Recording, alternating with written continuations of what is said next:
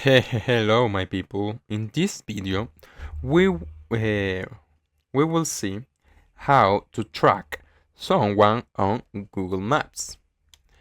The first pass is open the Google Maps, and next you touch your profile. You wait a minute, and next pass is you touch location sharing.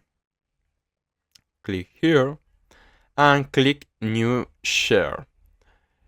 Click for 1 hour or you change in less or most, or click in more option.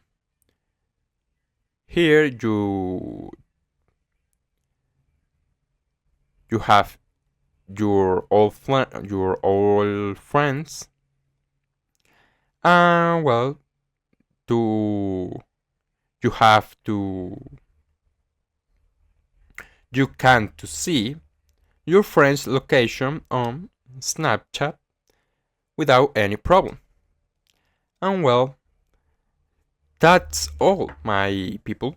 If you like the video, and especially if it helped you, please leave a like, subscribe, and share it with your old friends. Until next time.